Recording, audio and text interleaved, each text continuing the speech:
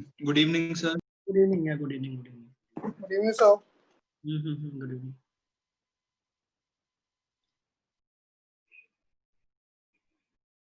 Good evening, sir. Good evening. Good evening. Good evening. चले ये problem था, बताओ।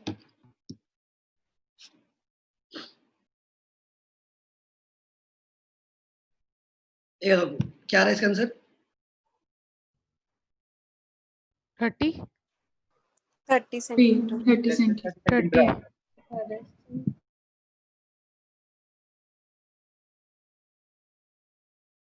एक आइडिया हमने ये डिस्कस किया था कि यहाँ से जो भी रेज निकले हैं म्यू एक्स दूरी पे दिखेंगी, है ना, वो थोड़ा सा ऑब्वियसली थोड़ा बेंड हो कैसे गिरेंगी, और जब वो इस पे बेंड होके गिरे और अगर वो इस पे 90 डिग्री पे गिर जाए तो आपको लगेगा कि पास क्या हो रहा है, रिट्रेस हो रहा है, जहाँ से चलिए वापस वहीं चली जाएंगी। तो मतलब कि जो बेंड होने के बाद नॉर्मली तो तभी गिरेंगी जब आपको लगेगी जो रेज है वो रेज इसके सेंटर से आ रही है, यानी ये अच्छा दूर शिफ्ट हो रहा है तो x बाई म्यू करूंगा या म्यू इंटू एक्स करूंगा? Mu into. सेंटर कितना दूर है? 40 पे। x की वैल्यू क्या आई?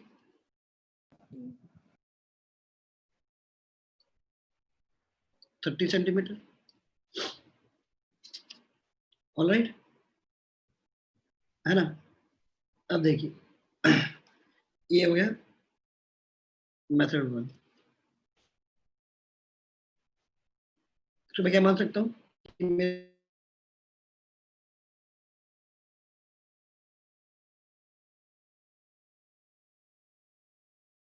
ये मेरे पास एक लेंस हो गया पानी का, और इसकी जो बैक साइड है, बैक साइड क्या की हुई है?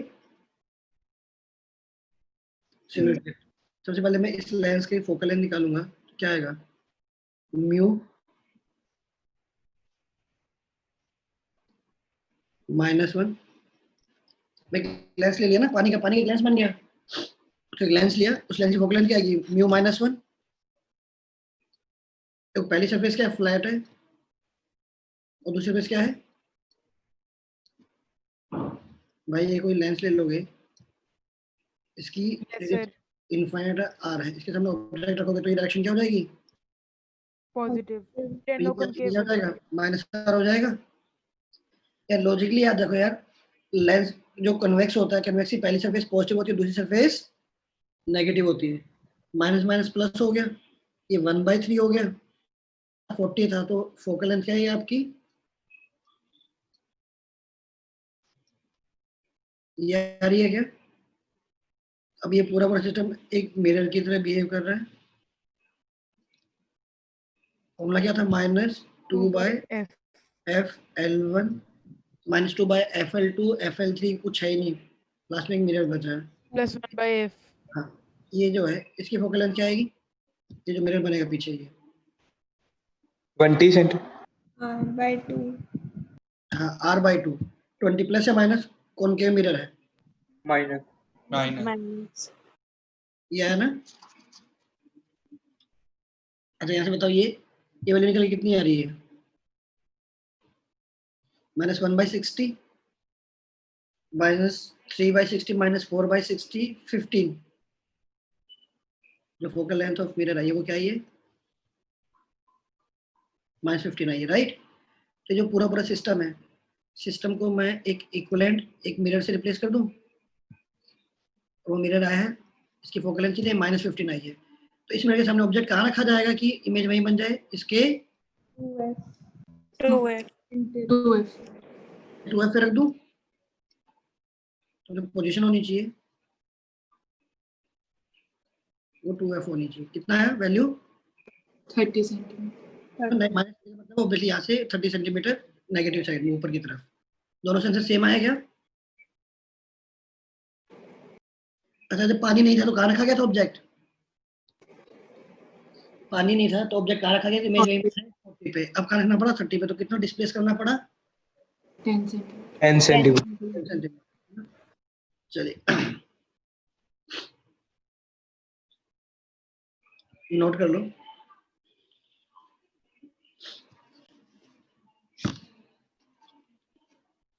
सर जो लास्ट क्लास में हमने क्वेश्चन कराया था ना, लेंस वाटर और एयर वाला, कौन सा? सर जिसमें लास्ट क्लास में सर एक क्वेश्चन था जिसमें वॉल के अंदर लेंस एम्बेडेड था, उधर पानी था और एयर वाला। सर उसमें अगर मान लो हमारे पास क्वेश्चन आ जाए कि ऐसी पोजीशन फाइंड आउट करो ऑब्जेक्ट की जहाँ पे वो ऑब्जेक्ट और इमेज कोइंसाइड कर जाए। सर उसमें एक अप्रोच तो सर वो हो जाती है कि मिरर पे नॉर्मली फॉल कर जाए रेस। सर दूसरी ये नहीं हो सकती कि जो इंसिडेंट रेज हैं वो इन्वर्टेड इमेज टाइप बना ले पॉइंट ऑब्जेक्ट की? पॉइंट ऑब्जेक्ट की इन्वर्टेड इमेज क्या होती है? सर मतलब जो रेज हैं वो रिट्रेस ना करे पाथ को, वो पास करने के बाद फोकस से उसके, सर मतलब फोकस डिफाइन हुआ ना, अगर दो तरफ मीडियम अलग अलग लेंस के तो उसका कोई फोकस एक्सेस डिफाइन ही नहीं हुआ। मतलब उसको डिफाइन ऐसे कर सकते हो कि रे पैरेलल आएगी तो कहाँ मीट करेगी, उसका एक फोकस का नाम दे सकते हो। या फिर ऑब्जेक्ट को कहाँ रखो कि सदर की जब मीडियम 1 से निकल के मीडियम 3 में जाए तो रेस पैरेलल हो जाए, इससे फोकस डिफाइन कर सकते हो। वो दोनों डिफरेंट डिफरेंट आएंगे, सेम नहीं आएंगे। सर जैसे मैं ये कहना चाहता हूँ कि जो रेज आई अगर वो नॉर्मली गिरती हैं तो वो एज इट इज वापस चली जाएंगी। सर पर अगर कुछ ऐसा हो कि हमारी जो रेज आए मिरर पे स्ट्राइक करने के बाद वो लेंस पे ऐसे स्ट्राइक करें कि वो वापस चली जाएं, उसी पॉइंट पे मीट कर जाएं, हो सकता है, सर तो वो वाला केस हमें कंसीडर करना चाहिए ना? पूछा जाएगा, हाँ बिल्कुल। तो सर बुक्स में कंसीडर नहीं करता है सर जब भी सॉल्विंग करते हैं? नहीं वो ये सिर्फ बीएम में भी देखा मैंने ये चीज ना। देख ऐसी जगह बने कि जो मिरर से टकराने के बाद ऐसी जगह उसकी इमेज बने सच कि वो जो ऑब्जेक्ट की तरह बिहेव करेगा तो उस ऑब्जेक्ट की क्या हो जाए, ओरिजिनल ऑब्जेक्ट क्या बन जाए, इमेज बन जाए। Yes sir. अब मिरर से टकराने के बाद ऐसी जगह जाकर मीट कर रही है, अब उस पॉइंट से जब निकलेंगी लेंस के थ्रू तो वापस से वो उसी ऑब्जेक्ट पे जाकर मीट करे, मीट है कर ना? जाए, यस सर। सर अगर हाइटेड ऑब्जेक्ट होता तो सर वही होता नॉर्मल वाला केस, क्योंकि सर इन्वर्टेड बन जाती वरना इमेज। सर पॉइंट ऑब्जेक्ट के लिए तो कुछ होता ही नहीं सर, दोनों केसेस कंसीडर नहीं करने चाहिए? करने चाहिए, हो सकता है कि दूसरा केस डिफाइन ना हो, ऐसी वैल्यू वाले जो एग्जिस्ट ना करती हो। ओके सर, तो मतलब सर दोनों निकालनी चाहिए हमें? देख रिवर्सिबिलिटी होगा ना, मान लो किसी से पास होने के बाद जब यहाँ रखोगे ये ऑब्जेक्ट और इसकी इमेज ये है ना, तो फाइनली जो एक्चुअली से निकलने के बाद जो जैसे जब पहुंचेगी मिरर पे ऐसे तो कभी वापस देखो इसकी मान लो इमेज बन रही है यहाँ पर, तो जब फाइनली मिरर से निकलने के बाद वापस से इमेज जब यहाँ बनेगी तभी उसका वापस से इमेज यहाँ जाएगा ऐसे। बट मिरर से कभी वापस से यहाँ पर इमेज वो फर्दर क्या करेगा, यहाँ बनाएगा, यहाँ यस बनाएगा, सर। यहाँ पर बना ही नहीं पाएगा वो। और अगर रेज ऐसे जाती तो वापस एक ऑब्जेक्ट की इमेज वापस यहीं बनेगी। जब क्या हो जाए जहाँ इसकी इमेज बनी है वापस वही इमेज रखोगे तभी तो वापस इमेज आए। और जब यहाँ बन नहीं सकती क्योंकि टकराने के बाद वो कहीं और इमेज बना रहा होगा तो कोई इस पर एग्जिस्ट नहीं करेगा इस केस में। Okay sir. चलिए क्वेश्चन ट्राई करिए। ऐसे मान सकते हैं कि आपके पास क्या है,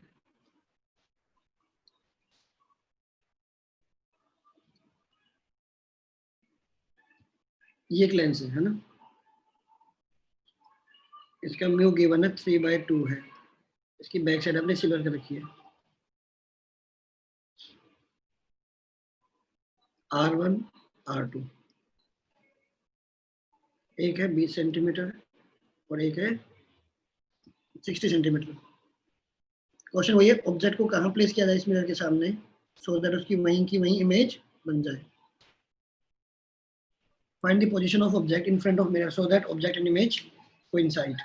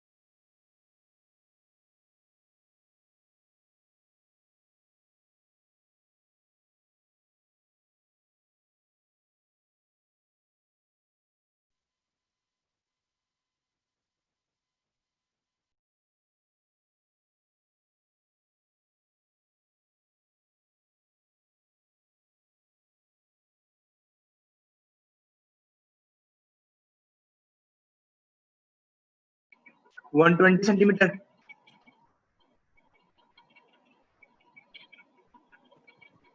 सर 120 सेंटीमीटर आ रहा है। Yes sir 120 yes sir centimetre. 120 centimetre.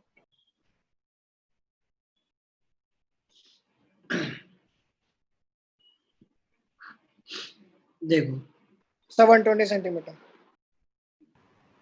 गलत है। 40 सेंटीमीटर। सर केस शायद पॉसिबल नहीं क्योंकि पीछे आ रहा है फोकस।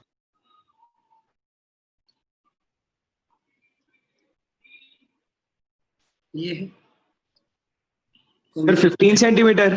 15 centimetre right. ये एक लेंस है, ये एक मिरर है। एक बात बताओ यार, यस सर 15 आ रहा है। ये रेडियस 20 सेंटीमीटर नहीं होनी चाहिए? मैंने ये नहीं दिया कि कौन सा क्या है, मैंने बोला एक रेडियस है 20, एक रेडियस है 60। तो लॉजिकली खुद सोचते जो कम फ्लैट है वो उसका रेडियस बड़ा है, और जो सॉरी जो ज्यादा फ्लैट है उसका रेडियस बड़ा है, और जो ज्यादा कर्व्ड है उसका रेडियस छोटा है। उसका mu Yes, minus one, focal length की म्यू माइनस वन। कुछ तो सोचना था ना यार, ये तो 1/, पहली रेडियस क्या है और दूसरी रेडियस क्या है? साइन कन्वेंशन देख लेना भाई हमेशा। अच्छा दोनों गड़बड़ कर दिया मैंने, दोनों ही नेगेटिव है। पहली रेडियस भी नेगेटिव और दूसरी नेगेटिव, चेक कर लो भाई।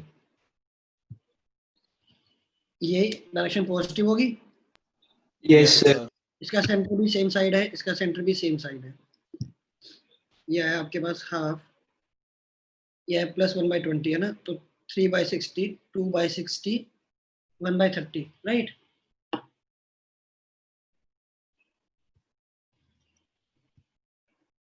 इसकी जो फोकल लेंथ है वो कितनी है ये? अच्छा जो पीछे जो मिरर बना है इसकी रेडियस कितनी हो जाएगी? इसकी रेडियस भी 20 सेंटीमीटर। इसकी फोकल लेंथ क्या आएगी? -10.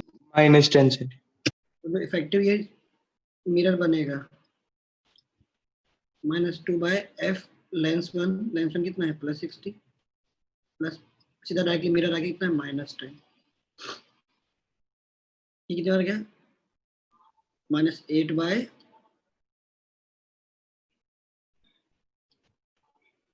अच्छा फोकल लेंथ तो मेरा क्या है दोस्तों? -60/8। अच्छा नेगेटिव है इसका मतलब क्या? ये पूरा पूरा सिस्टम कैसे बिहेव कर रहा है? कॉनकेव की तरह है, कन्वेक्स की तरह? कॉनकेव की तरह। कॉनकेव।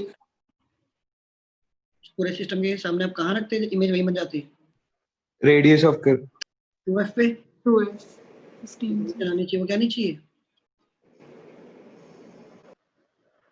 2f। इसका ट्वाइस कर दें,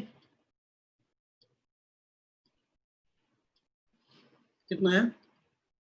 -15 सॉरी, -15 मतलब क्या हुआ? यहाँ से नेगेटिव ऊपर की तरफ, नेगेटिव साइड की तरफ 15 सेंटीमीटर राइट। मुश्किल था क्या?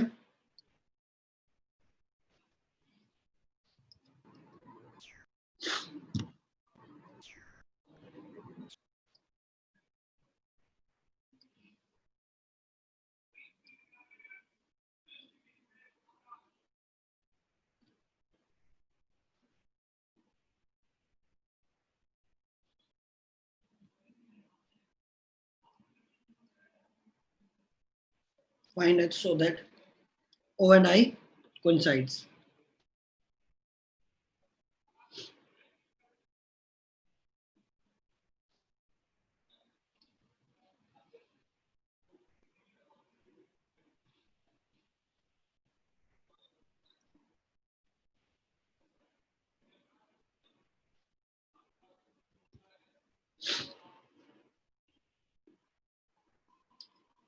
एक लेंस है, दोनों में डिफरेंस समझ में आ रहा है? क्या डिफरेंस है?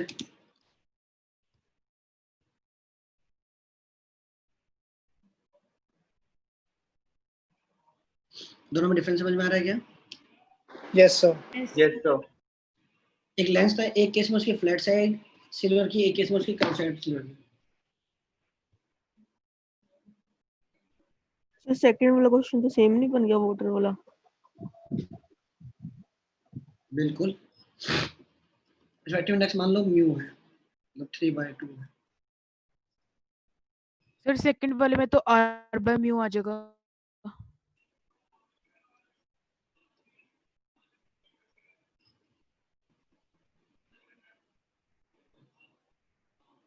ठीक है, परफेक्ट है।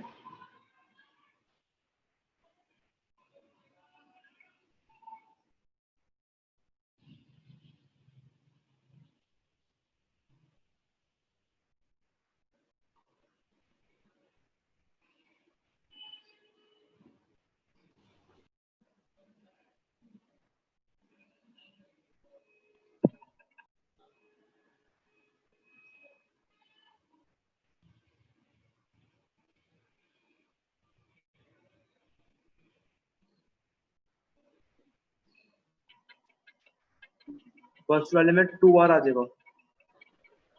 Yes sir, 2R आ रहा है। Now we have two approaches है ना। फर्स्ट तो क्या एक लेंस हो गया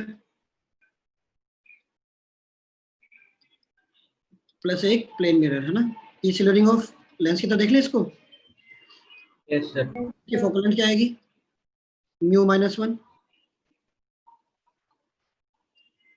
1 बाय रेडियस -1 बाय दूसरी रेडियस क्या है? इनफाइनाइट। पहली रेडियस प्लस आ आएगी। Yes, sir. फोकल लेंथ क्या है? 1/2। ये कितना है? +2. और जो मिरर बन रहा है उसकी फोकल लेंथ क्या आ रही है? इनफाइनाइट। तो एक मिरर की तरह बिहेव करेगा। -2 बाय FL1 FL2 कितना है? सॉरी FL2 मिरर है इनफाइनाइट। एक ऐसा मिरर बन गया जिसकी फोकल लेंथ क्या है? -r मतलब कैसा बिहेव करेगा? कॉनकेव की तरह, कन्वेक्स की तरह? कॉनकेव की तरह।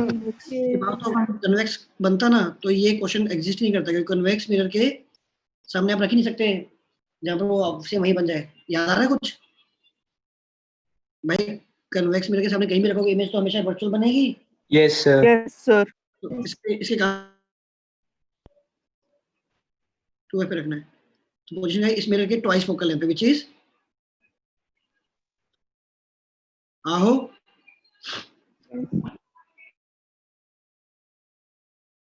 ये है। इसके लिए फोकल लेंथ तो सेम आएगी भाई। लेंस जैसे मर्जी रख लो, फोकल लेंथ तो सेम ही आएगी। कैसे करके दिखा देता हूँ। ये है 3/2 -1। अब बताओ पहली रेडियस क्या है इसकी और दूसरी रेडियस क्या है? आर या -r? -. सेम चीज बन गई नहीं बन गई? 2R. और जो मिरर बना है उसकी फोकल लेंथ कितनी है? रेडियस r है -r/2। परफेक्ट है। Yes, sir. तो अब जो इफेक्टिव मिरर बनेगा -2 बाय FL1 कितना आ रहा है? 2 पर चला गया भाई, 2 पर चला गया है ना। 2 से मल्टीप्लाई किया 4 हो गया। -6 बाय से लिखा क्या मैंने?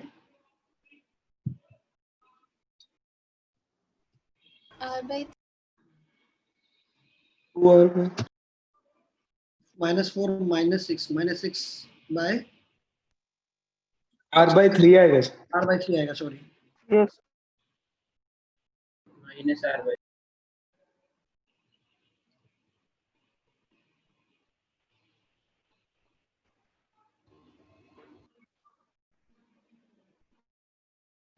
तो इसका x क्या आना चाहिए? इसका twice of focal length of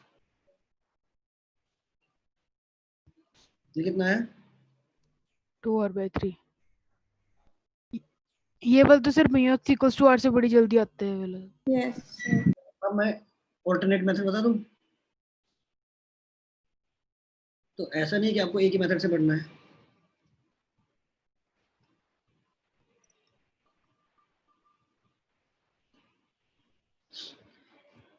इस केस में सेकंड केस में डायरेक्टली क्या है? रेज अगर चली यहाँ से और आफ्टर बेंडिंग वो इस पे कैसे गिरे? नॉर्मल गिरे।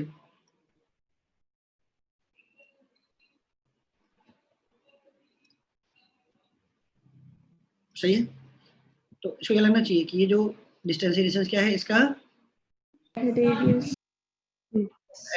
देखो पहला जो रिफ्लेक्शन होगा और कर्व पे हो रहा है, प्लेन सरफेस पे हो रहा है, प्लेन पे रहा, तो प्लेन पे डायरेक्टली क्या होता है, अपरेंट डेप्थ क्या हो जाएगी, म्यू से मल्टीप्लाई कर दें, Yes. आर पे दिखना चाहिए, तो एक्स के लिए कहीं आर बाय म्यू, और म्यू कितना है 3/2 आ गया। बस अब सेम चीज यहाँ रिपीट करते हैं,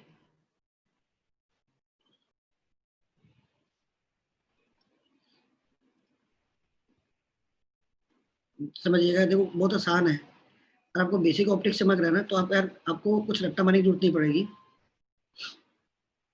मैं ऑब्जेक्ट को यहाँ रख दूँ, आप चाहते हो यहाँ जो रिफ्लेक्शन हो वो पैरेलल हो जाएगा, रेज पैरेलल हो जाए तभी तो फ्लैट मिरर पे कैसे गिरेगी, परपेंडिकुलर। परपेंडिकुलर। तो रेज वापस अपने पाथ को, तो अब बताओ जो पहला रिफ्लेक्शन हो रहा है वो फ्लैट सरफेस पे हो रहा है, कर्व सरफेस पे हो रहा है, अब सरफेस अब से कर्व सरफेस में आफ्टर रिफ्लेक्शन रेज पैरेलल हो रही है, मतलब उसका v क्या हो गया, μ2 by v minus μ1 by u equals to μ2 minus μ1। पहले वाले इसका रेडियस ऑफ कर्वेचर कितना है, प्लस आर है minus R, plus R Plus R. Plus R है, v क्या पैरेलल हो रही है रेज, तो v क्या है infinite And I. Minus zero minus μ1 कितना है 1 by x equals to 1 bye,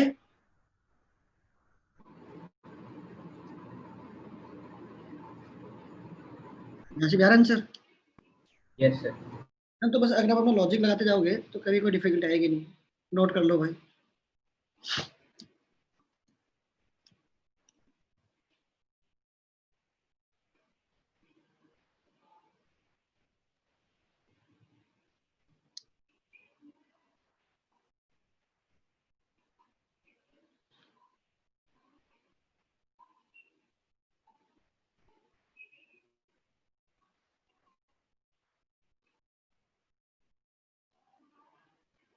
sir थोड़ा सा एक बार ऊपर कर दो।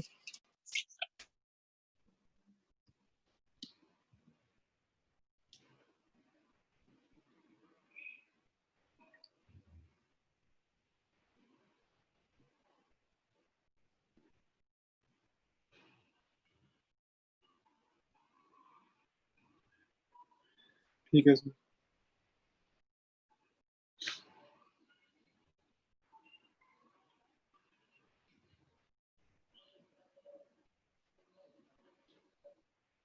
सर अब नीचे कर।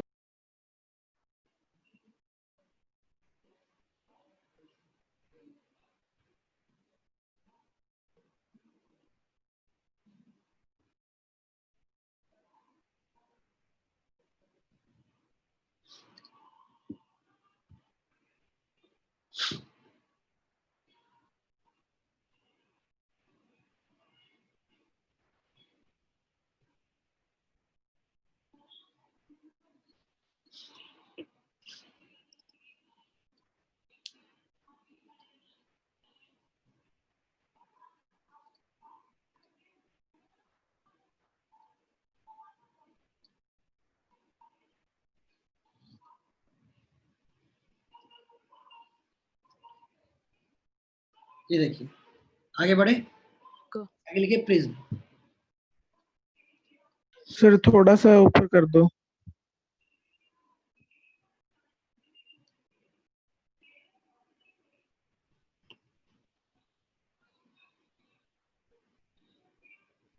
सर आपने कहा था कि मिरर और लेंस के मिला के क्वेश्चन आते हैं, तो ऐसे ही आते हैं मतलब तुमने और क्या कर सकते हो, मैं एक काम कर सकता हूँ, लेंस ले लिया, उससे कुछ दूरी पे मिरर रख दिया, तो लेंस से जो इमेज बनेगी वो मिरर के लिए कैसे बिहेव करेगी, वर्चुअल ऑब्जेक्ट।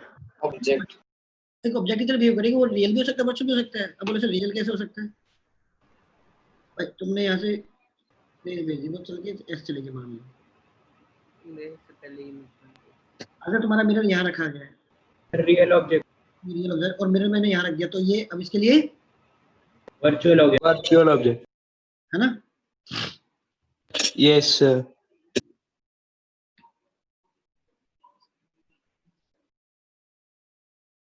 आगे बढ़े, लिखिए प्रिज्म। प्रिज्म में क्या है, देखो आपके पास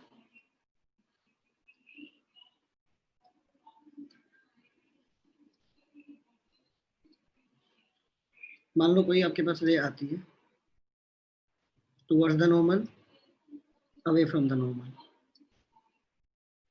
ठीक है, ये नॉर्मल हुआ, इसे बोलते हैं एंगल ऑफ इंसिडेंस। फाइनली जहां से निकल रहा होता है उसे बोलते हैं एंगल ऑफ इमरजेंस। इसको बोला आपने से R1 और इसको से बोल देते हैं R2। R2 हालांकि रिफ्लेक्टिंग एंगल नहीं है, R2 क्या है, सेकंड फेज का इंसिडेंट एंगल ही है, इंसिडेंट एंगल। Incident. है ना, ये हो सकता है। या फिर आपके पास हमने रेज ऐसे भेजी towards the normal, away from the normal. ये मैं क्यों बना रहा हूँ, इसलिए बना रहा हूँ इस पैरेलल केस में कौन सी दो रिफ्लेक्टिंग फेसेस है, ये और ये, इनके बीच का जो एंगल बनता है इनको बोलते हैं एंगल ऑफ प्रिज्म या रिफ्रैक्टिंग एंगल ऑफ प्रिज्म। यहाँ पर ये दो रिफ्लेक्टिंग फेसेस है, now this is called as refracting angle. इसको ए से डिनोट कर, हाँ, कैपिटल ऐसे नोट करते हैं, रिफ्रैक्टिंग एंगल ऑफ प्रिज्म या simply angle of prism, right. तो मैं R1 R2 और E में रिलेशन निकालना चाहता हूँ।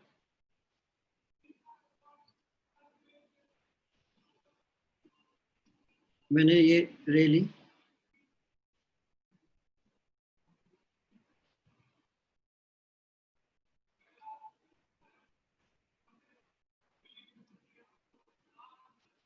ये हुआ, ठीक है, ये इसका अपना नॉर्मल है, ये इसका अपना नॉर्मल है, this is I, this is R1, this is R2, ठीक है। एक तो मुझे पता R1 plus R2 equals to क्या होगा, ए, है ना। देखो ये 90 माइनस R1, ये 90 माइनस R2, तो 90 माइनस R1 ये हमने पहले किया हुआ ना। Yes sir. Yes. Sir. Question कहा था कि कितने एंगल चाहिए for any angle of incidence रे दूसरी तरफ से बाहर ना निकले टी है, तो a ग्रेटर देन 2c करके आया था, इन एंगल का सम 180 होना यस चाहिए। सर। तो एक इंपॉर्टेंट रिजल्ट क्या है, R1 plus R2 equals to a।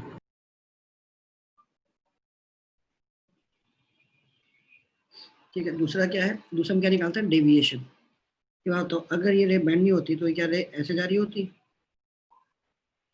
तो क्या मैं इतना एंगल डेविएट कर गया, ये वो डेल्टा 1। फिर फर्दर क्या हुआ, रे ऐसे जाती, अब ऐसे जा रही है, क्या फिर से डेविएशन हो गया, दिस इज डेल्टा 2। डेल्टा 1 भी क्लॉकवाइज, डेल्टा 2 भी ऑब्वियसली क्लॉकवाइज ही है, तो नेट डेविएशन क्या हुआ, डेल्टा 1 इस डेल्टा 2। डेल्टा 1 क्या होगा, तो टोटल एंगल क्या आई है, ये R1, तो डेल्टा 1 कितना हो गया, I E minus. Minus R1। Minus R1। और डेल्टा 2 का पूरा एंगल क्या होता है, ये वाला एंगल, ये R2 है, तो ये वाला angle E minus R2। E minus R2. E minus R2, so I plus E minus R1 plus R2 which is a. A. ये दो चीजें हमें याद रखनी है, एक ऊपर वाला बॉक्स और एक नीचे वाला बॉक्स, ठीक है। अच्छा एक बात बताओ, अगर मैं यहाँ एक मिरर रख दूं जो इसके परपेंडिकुलर है, तो ये पाथ क्या कर जाएगा, retrace. Yes sir. Yes, sir. तो ऐसे सोचो कि जो रे वापस जा रही है, अब ये जो एंगल है इसे क्या बोला जाएगा, सर आई बोला जाएगा। आई, क्या बोला जाएगा, ई बोला जाएगा। ई बोला जाएगा। है ना, उसको बोला जाएगा E। यानी अगर मैं एंगल ऑफ इंसिडेंस को E के बराबर रख दूं तो एंगल ऑफ इमरजेंस I आ जाएगा। Yes sir. मान लो ये 10 डिग्री और ये 20 डिग्री है, तो अगली बार जब मैं एंगल ऑफ इंसिडेंस 20 बनाऊंगा तो इमरजेंस अपने आप कितना आएगा, 10 आ जाएगा। 10 आ जाएगा। तो यानी 10 प्लस 20 माइनस ए या 20 प्लस 10 माइनस ए, डिविजन तो क्या आया, सेम ही आया सर। मतलब आपके पास एंगल ऑफ इंसिडेंस दो हो गए जिनके लिए डेविएशन सेम है, मतलब एंगल ऑफ इंसिडेंस मान लो 10 के कोरस्पॉन्डिंग ई आया 20, तो अगली बार जब एंगल ऑफ इंसिडेंस फर्दर वापस 20 करोगे तो फिर से डेविएशन सेम आएगा। Yes sir. तो क्या होता है, ग्राफ प्लॉट किया जाता है deviation versus angle of incidence का।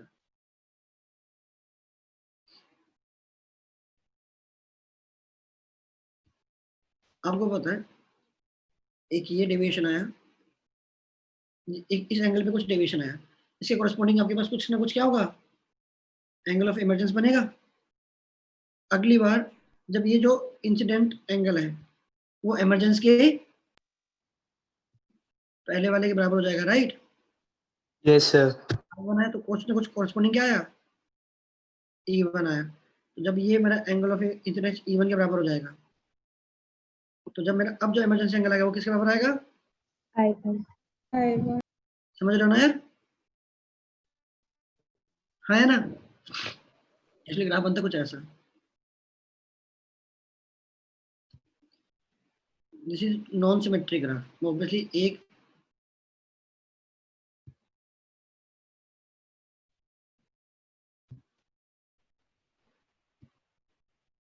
सेम डेविएशन दो एंगल ऑफ इंसिडेंस के लिए आएगा।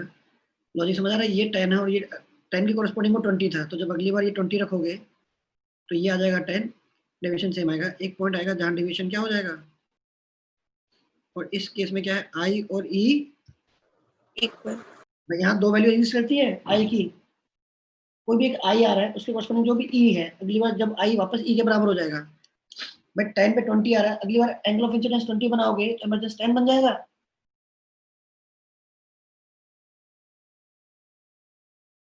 एक बार तो मैं यहाँ मिरर रख देता तो मुझे पास रिट्रेस करते हुए दिखाई देता। तो अब इसको मिरर की तरह मत सोचो, ऐसे सोचो ना कि एक रे है जो यहाँ से इंसिडेंट हो रही है 20 डिग्री पे, बेंड होगी और 10 डिग्री पे निकल जाएगी। अभी भी क्या डेविएशन सेम है, इसे बोलते हैं angle of minimum deviation. And इसे नॉन सिमेट्रिक ग्राफ, याद रखिएगा। इस केस में आई और ई, तो मुझे पता आई की दो वैल्यू एग्जिस्ट करेंगे, एक तो खुद और एक कॉरेस्पॉन्डिंग जो ई आ रहा है। लेकिन अगर इसके लिए एक ही एंगल है, मतलब क्या आई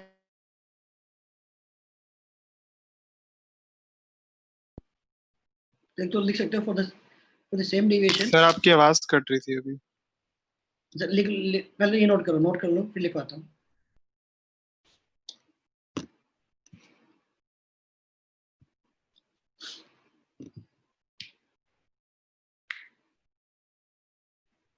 सर सर एक बार वापस से समझा सकते हो प्लीज कि सर कि अगर I1 होगा तो और E1 बना, तो अगर दूसरे केस में अगर I2 E1 आ गया तो दूसरे E2 I1 आ जाए। अगर लाइट को मैं ऐसे की बजाय यहाँ एक परपेंडिकुलर में रख देता तो पाथ रिट्रेस होता।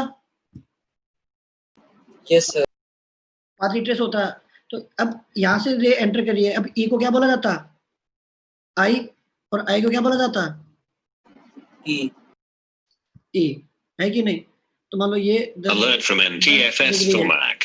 NTFS Filmac. सर आगे समझ। अगली बार जब मैं आई को 20 रखूंगा, जब एंगल ऑफ इंसिडेंस 20 हो जाएगा, तो अब एंगल ऑफ इमरजेंस क्या हो जाएगा, 10 डिग्री हो जाएगा। नहीं तो स्नेल्स लॉ लगा के देख लो यार, यहाँ पर आगे समझ sir. Sir angle of minimum deviation बता देना, तो आपकी आवाज कट रही थी थोड़ी। देखो इस ग्राफ के हिसाब से क्या समझ में आ रहा है, आई की दो वैल्यू आ रही है। दो वैल्यू कौन कौन सी है, एक तो आई की जो भी वैल्यू होगी, एक तो वो तो है उस पर जो डेविएशन है, और उस आई के लिए जो भी ई आ रहा होता, जब अगली बार एंगल ऑफ इंसिडेंस ई हो जाता तब भी डेविएशन सेम आता। Yes sir. आई की दो वैल्यू, एक तो 10 डिग्री पे भी जो डेविएशन है और एक जो 20 डिग्री पे डेविएशन सेम है, लेकिन एक मिनिमम डेविएशन का मतलब क्या है, आई और ई। आई की कितनी चाहे आई से इंसिडेंट कर लो चाहे ई से कर लो, एक वाला है ना, एक ही पॉइंट है। मतलब इस केस में जो आई है वही ई भी है। 10 डिग्री पे भेजा तो निकल कितने पर है, 10 पे निकल रहा है। अब वापस 10 पे भेजोगे दूसरी तरफ से तब भी 10 पे निकलेगा, एक ही वैल्यू है। Okay sir. लेकिन for same deviation there are two angle of incidence. For the same deviation there are two angle of incidence, and for minimum deviation देखिए, for same deviation there are two angle of incidence.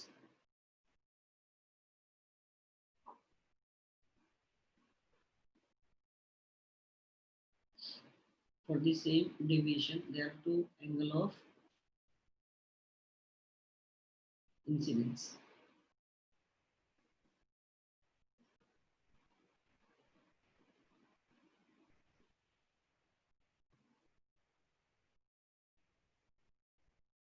There are two angle of incidence. At minimum deviation, angle of incidence equals to angle of emergence. For the minimum deviation, angle of incidence equals to angle of emergence.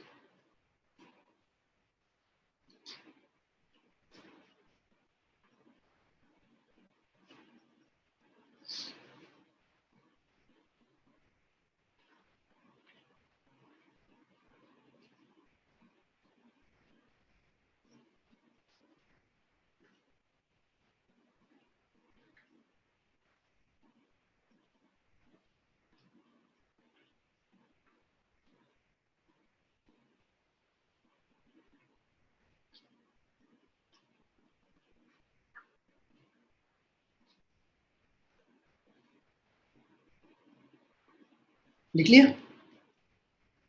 Yes sir. Logically बताओ, sir अगर आई और ई बराबर है तो are one are to भी बराबर होने पड़ेंगे। पहले फेज पे जनरल मान लो आपके पास मिनिमम डेविएशन नहीं है तो पहले फेज पे स्नेप्स लगाते तो क्या लिखते हैं?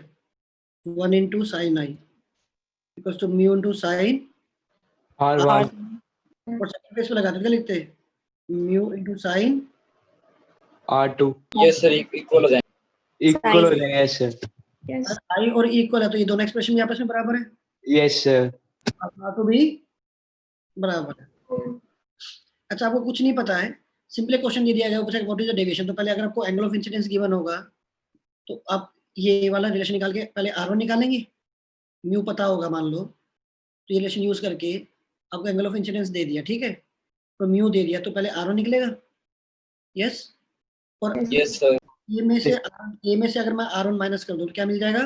R2 फिर R2 उससे मिल जाएगा, और आई और इमरजेंस। तो फिर ये यूज करके डेविएशन निकल जाएगा। यस सर, निकल जाए। Yes sir. At minimum deviation कुछ कंडीशन निकाल लेते हैं, R1 और R2 बराबर हो गए और I और E भी मुझे पता बराबर है, R1 R2 बराबर, तो R1 की वैल्यू कितनी आई? और I और E बराबर से ये किसके बराबर हो गया? एंगल ऑफ इंसिडेंट, है ना, मतलब ठीक है। अब तो यहाँ से आपके पास क्या है, बाय यूजिंग स्नेल्स लॉ पहली फेज पे 1 into sin i equals to mu into sin R1 क्या है? A/2 A/2 है कि नहीं? अच्छा, यहाँ से आपके पास क्या है, अब देखो I और E की वैल्यू बराबर है तो I की वैल्यू क्या है यहाँ से? Del minimum deviation plus A by 2 है ना, मिनिमम डेविएशन प्लस A/2, सही है। तो यहाँ से म्यू की वैल्यू क्या आई? साइन ऑफ आई कितना है? ये तो साइन आई है, अपॉन क्या है? साइन A/2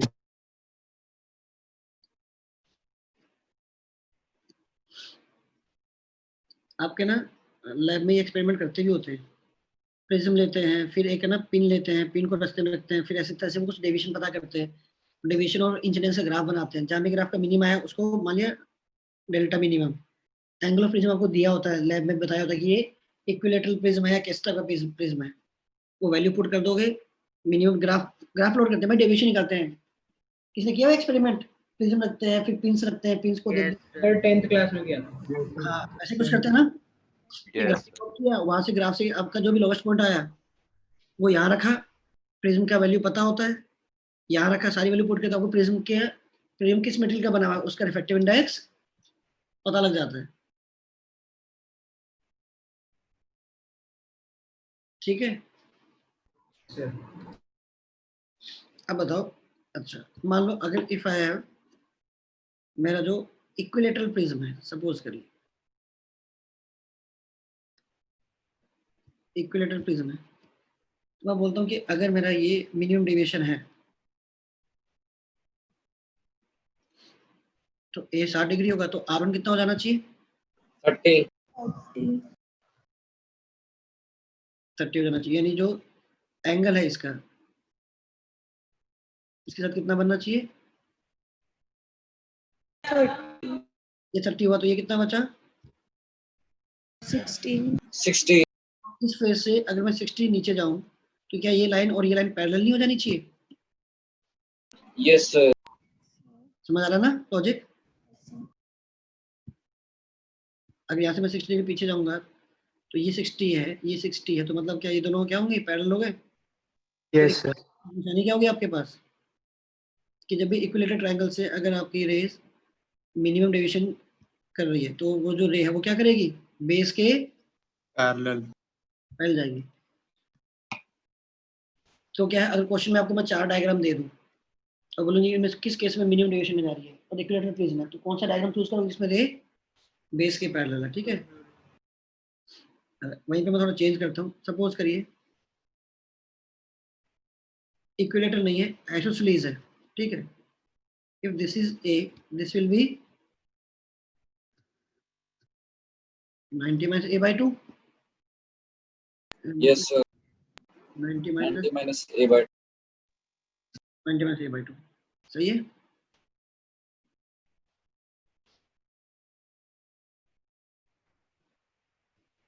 ठीक है, अब देखो कोई रे आ रही है, जब रे पैरेलल जब जाएगी यहाँ से रिफ्लेक्ट होके तो R1 कितना आएगा? a by 2, तो जो बचा हुआ एंगल, अगर ये a by 2 है तो ये बचा हुआ एंगल क्या हो जाना चाहिए? 90, 90 minus a by 2 और ये भी 90 minus a by 2, तो अगेन ये रे क्या हो गई? parallel पैरेलल हो गई, right? Yes sir.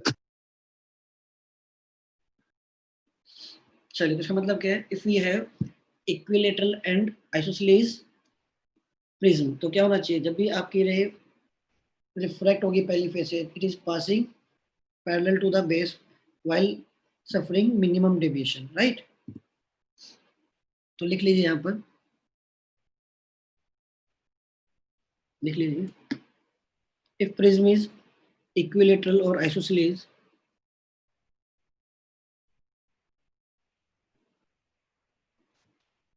if prism is equilateral or isosceles,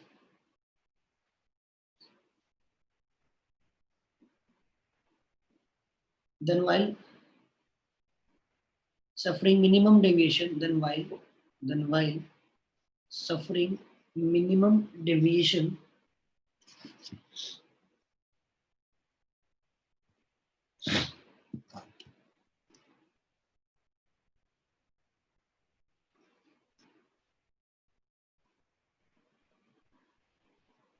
suffering minimum deviation,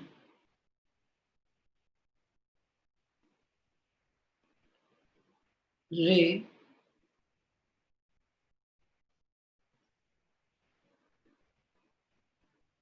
क्या होगा? Ray is parallel to base. ray is passing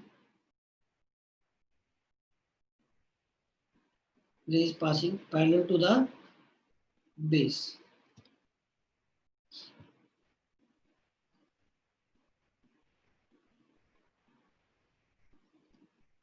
दोनों केस किसके लिए हैं? इक्विलेटरल और आइसोसेलेस। जो चीज लिखाई वो तभी ट्रू है जब क्या हो? minimum deviation. मिनिमम डेविएशन वाली कंडीशन आ रही है। एक लॉजिकल से क्वेश्चन पूछूंगी, करोगे? Yes sir. मान लो आपके पास एक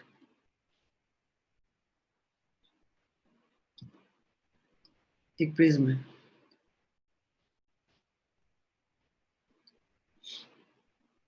ठीक है, ये आपका एंगल ऑफ प्रिज्म हो गया।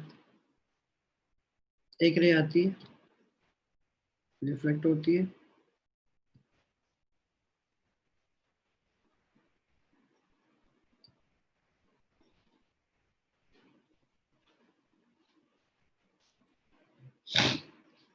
ठीक है।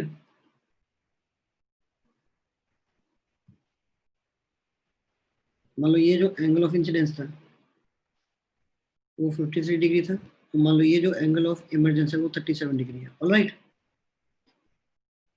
तो क्वेश्चन मेरा ये है, जब मैं angle of incidence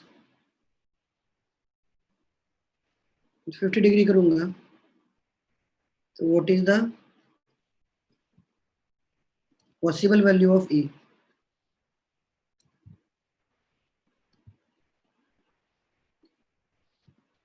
option A दे दिया मैंने आपको, ऑप्शन बी दे दिया मैंने आपको, ऑप्शन सी दे दिया मैंने आपको। सर सी। चारों में से मोस्ट सुटेबल वैल्यू कौन सी हो? Sir 40 degree. सर 40 डिग्री आ जाएगा। So 40.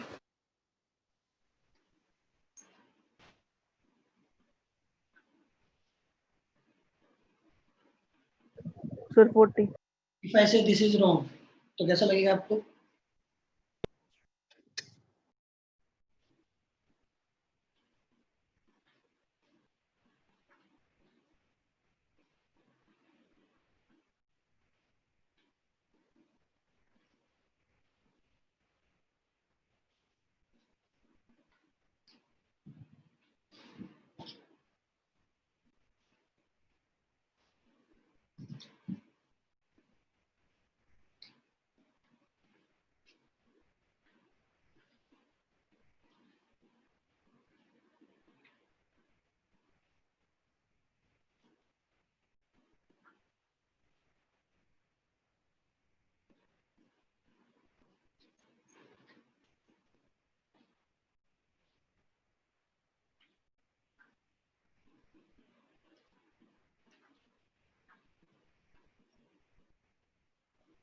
दिमाग लगाओ यार।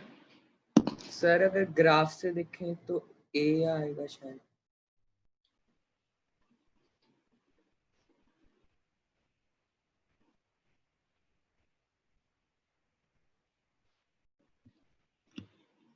चलो एटलीस्ट तुमने अप्रोच देखा कि अप्रोच क्या है। ए भी गलत है।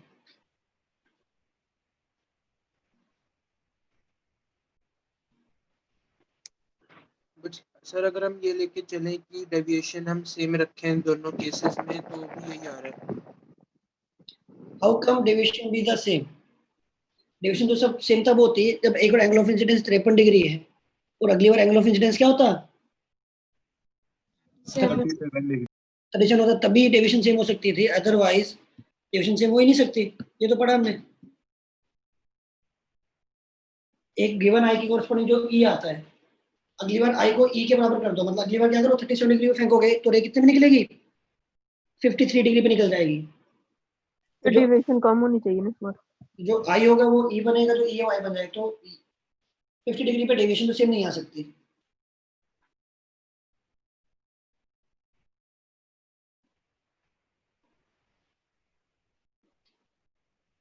सर डी है। D? Yes sir. Sir 38 degrees है।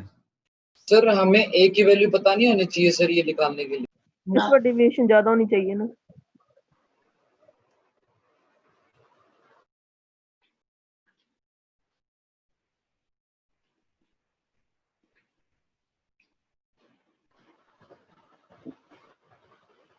डी होगा।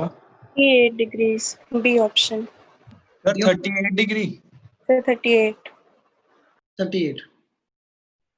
देखो जब क्वेश्चन में क्या है, कोई आपको ऐसे न्यूमेरिकल आपको डेटा की जरूरत है ही नहीं, सिंपल है।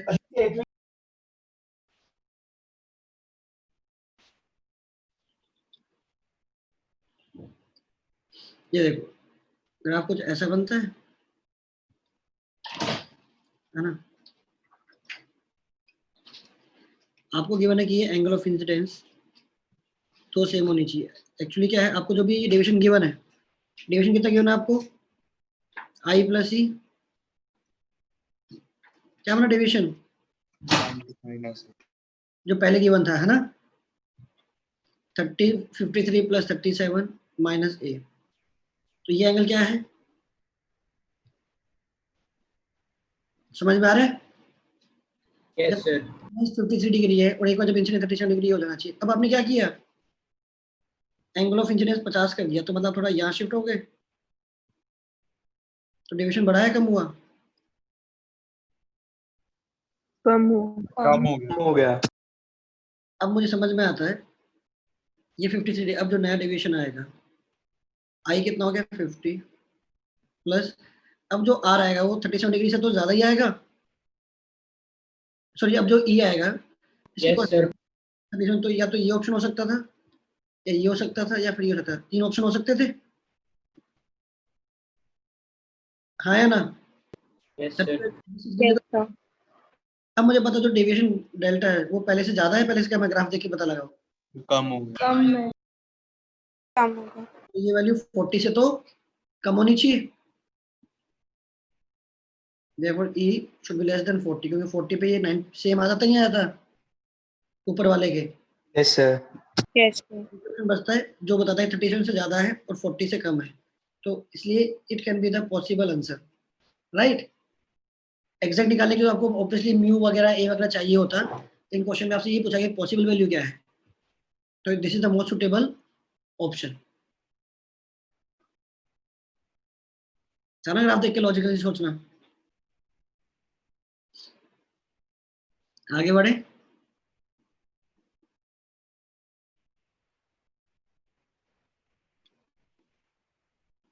कोई डाउट है क्या? No sir. क्वेश्चन ट्राई करिए। आपको एक प्रिज्म दे दिया,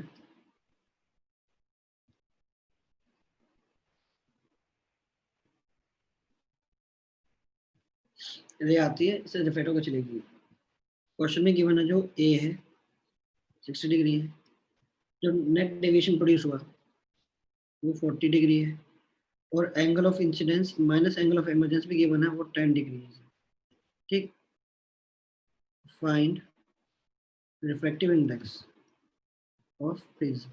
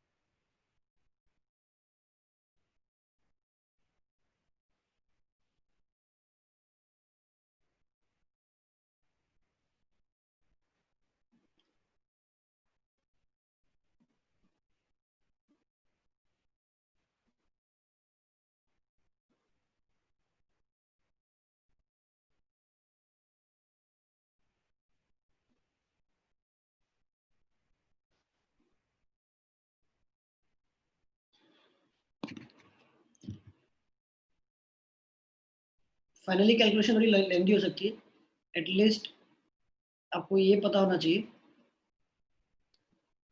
राइट? एटलीस्ट आपको ये पता होना चाहिए कि कौन कौन सी क्वेश्चन यूज करनी है, फाइनली क्या क्या एक्सप्रेशन बनेंगे।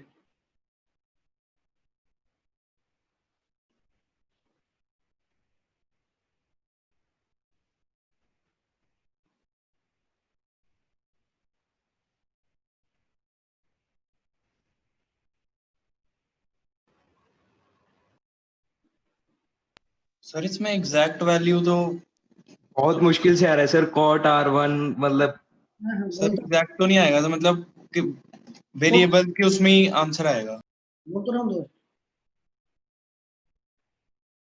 ये तो मैं सबसे पहले बोला कि डिफिकल्ट है,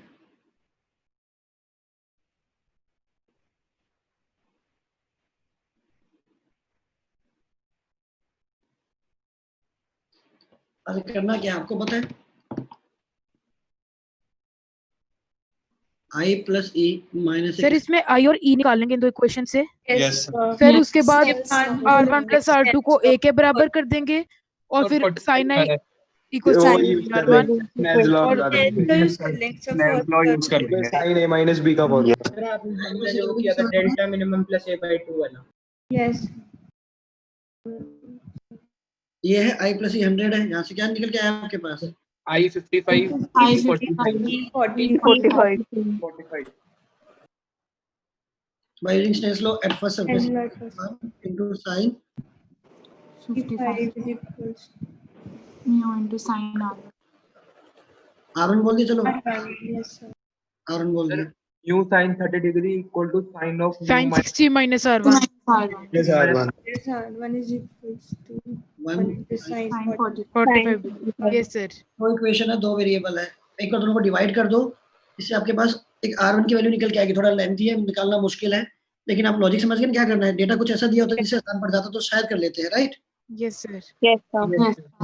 हाँ अब देखिए इसी में प्रिज्म में एक और एक स्पेशल केस है, थिन प्रिज्म।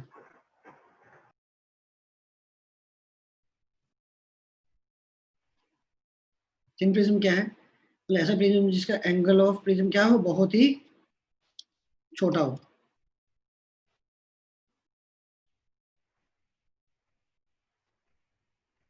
इसे बोलते हैं थिन प्रिज्म। टिपिकली जो ए होता है वो लेस देन 10 डिग्रीज होता है, ठीक है। थिन प्रिज्म मतलब जो ए है टिपिकली लेस देन 10 डिग्रीज। अच्छा मुझे पता R1 प्लस R2 की वैल्यू क्या है? ए वो थोड़ा तो R1 R2 क्या हो गए? small, very small.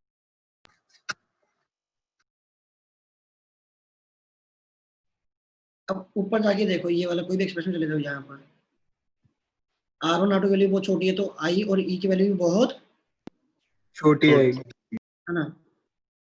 And I1 ये जो I1 है, I and E are also small.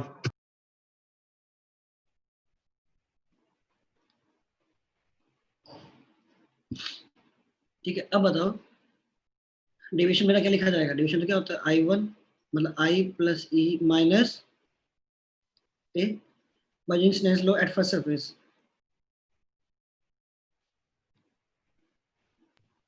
I is equal to mu R1. और फिर अगला लिखोगे mu sign R2 equals to, अब R1 ये चारों बहुत छोटे हैं, तो I की वैल्यू क्या आई? Mu R1. R1. और E की वैल्यू क्या आई? mu R2. और यहाँ वैल्यू पुट कर दूंगा, ये क्या आएगा? म्यू कॉमन ले लिया, दिस अगेन ए, ये क्या आया? Into into इंपॉर्टेंट है, याद रहना चाहिए। और thin prism deviation is given by mu minus 1 into A. कभी कभी पता थिन प्रिज्म को कैसे दिखा देते हैं? सिंपली एक लाइन से दिखा देते हैं कि मेरा एक थिन प्रिज्म रखा गया, मतलब कोई भी रे आएगी वो प्रिज्म से पास होने के बाद कितना डिवाइड कर जाएगी? mu minus 1 Mu minus 1. ऐसे ऐसे दिखा देते हैं बस। ये आपका थिन प्रिज्म है, क्लियर है?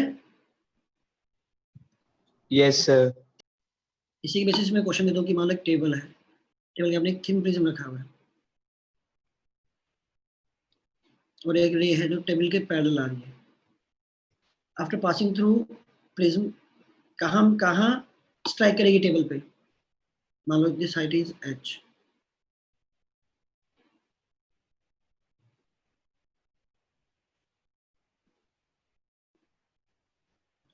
find the point where this ray will strike the surface। सीधे जाने बजाय वो क्या कर जाएगी? देखो एक बात बताओ, ये कैसे बेंड करेगा? लॉजिकली सोचो, ऊपर की तरफ करेगा, नीचे की तरफ करेगा? नीचे की तरफ। नॉर्मल अवे फ्रॉम नॉर्मल, है ना।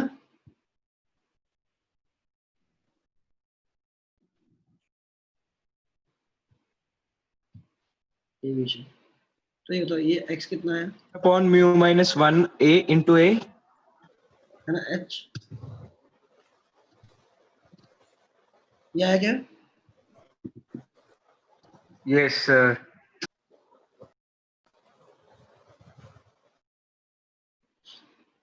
एक बात और, डेल्टा ये a बहुत छोटा है, deviation will be small. Yes sir. tan delta equals to Mu minus 1. है ना h अपॉन, इसलिए ज्यादा आसान है, h अपॉन x क्या है? डेल्टा बहुत छोटा, तो ये वैल्यू किसके बराबर आ गई? डेल्टा और डेल्टा कितना है? म्यू माइनस 1 12 इसके लिए क्या h अपॉन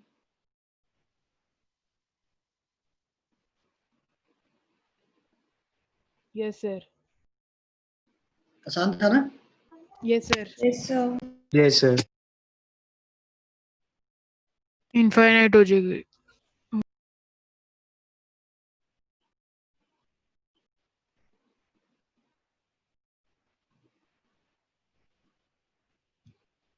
चलिए खत्म करें यहाँ पर यार। कल कोई पेपर तुम लोगों का या नहीं है? नहीं है। चलो फिर तो खुशी की बात है, क्वेश्चन देता हूँ, होमवर्क ट्राई करना।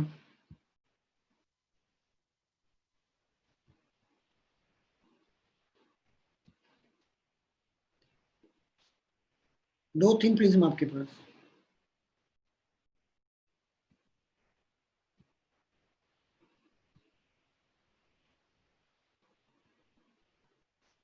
स्टैंडर्ड डेटा है, रिफ्लेक्टिंग एंगल दोनों आइडेंटिकल है, ए है और ए एंड, ठीक है, जो चाहिए आपको प्रॉब्लम सॉल्व करने के लिए। और यहाँ से ए दूरी, अच्छा ए दूरी मैं इस एंड से ले रहा हूँ, मिड से ले रहा हूँ या इस एंड से ले रहा हूँ? एक ही बात है सर, थिन है। नहीं पड़ेगा। और यहाँ से बी दूरी पे आपने क्या रखी हुई है? एक स्क्रीन रखी हुई है, कोई सरफेस रखी हुई है, ठीक है, तो वॉल है। तो यहाँ आपने एक सोर्स रखा, तो मुझे वो रीजन बताना है, कॉमन फील्ड ऑफ व्यू, मतलब इससे कुछ लाइट निकलेगी, इसमें से जाएंगी, कुछ इसमें से जाएंगी, तो मुझे कॉमन फील्ड ऑफ व्यू बताना है। Find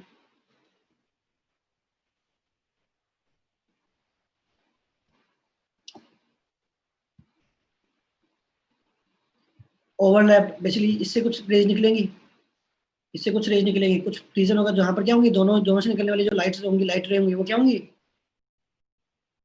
length of overlap. बोल दूं? मैं समझ आ रहा है मैं क्या बोलना चाहता हूँ? Yes sir. Yes sir. Sir find length of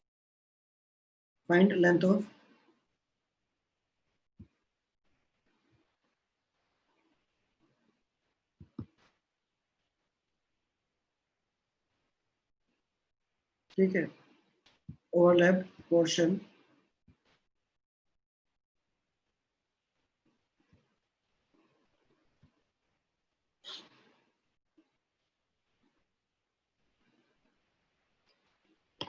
अच्छा आइडिया क्या है, एक बात बताओ, अगर ये यहाँ से जो रेंज देखो ऐसे निकल रही है, इनको क्या कर रहा है, बैंड कर रहा है, नहीं कर रहा है ना? तो Yes. इसके पास आएगी, वो भी तो बैंड होकर ऐसे नीचे जा रही होंगी, ऐसे खूब सारी रेंज होंगी जो नीचे जा रही होंगी, और जो नीचे से आ रही होंगी उनको ये वाला ऊपर की तरफ ऐसे कर रहा है। तो कुछ सेगमेंट होगा इस पे जहां पर क्या होगा, नीचे से कुछ रेज रेड वाली ऊपर चली गई इस लाइन से, और ऊपर से जो व्हाइट वाली थी वो कुछ सेगमेंट उसका नीचे लगा। तो यहाँ एक रीजन बनेगा जहां पर रेड भी और व्हाइट दोनों है, ऐसे सोचना है।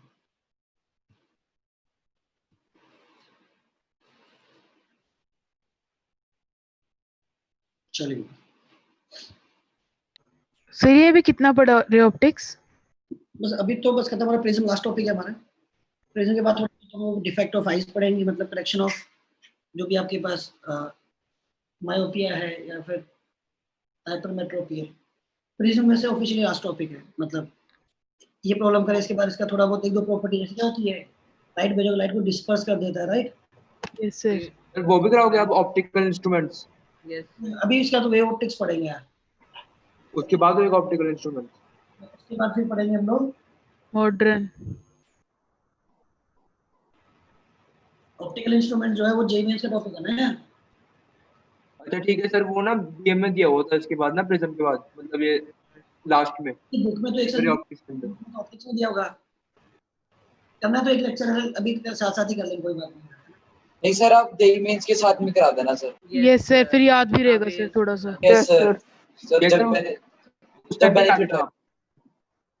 डी ऑप्टिकल इंस्ट्रूमेंट्स वैसे तो फॉर्मूला ही है, मतलब वैसे तो एक लेक्चर लगेगा करने में, बट ठीक है आई वाला पहले कर लेंगे, है ना। इंस्ट्रूमेंट्स हो गया, वे ऑप्टिक्स में भी एक टॉपिक आता है डायफ्रैक्शन एंड पोलराइजेशन, वो भी जेई मेंस का, लेकिन वो हमें साथ में करना पड़ेगा, डायफ्रैक्शन साथ में करना पड़ेगा, पोलराइजेशन छोटा सा होता तो भी साथ कर लेंगे, अगर जो भी जेई मेंस के, बट वो इम्पोर्टेंट है हमारे लिए।